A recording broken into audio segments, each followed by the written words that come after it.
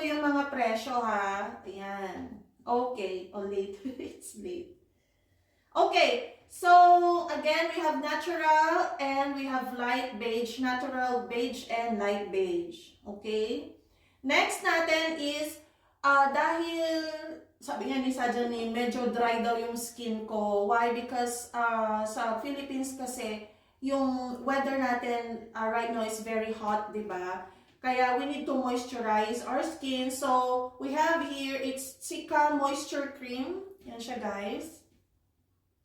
Sobrang ganda nito. And moisture cream or this one, moisturizing, calming, Centella asiatica. During the Asian time, guys, yung Centella asiatica ang ginagamit ng mga ninuno. Tingnan nyo naman, guys, sobrang lamig.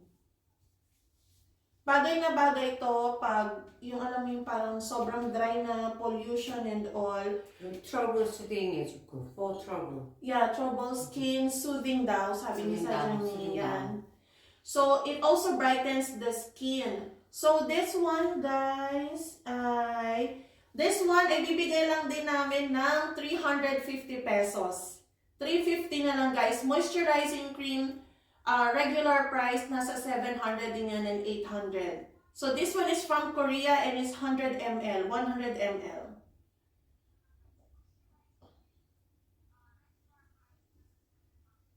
Cica cream. 350 only. Ayan. Right now, it's 1:30 in the Philippines, so yeah.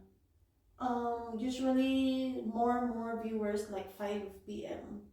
5 p.m. and up 4 or 5 p.m. Yes, Yeah. 5. Or 3, sometimes 3. That's what time I do live selling, but it's okay.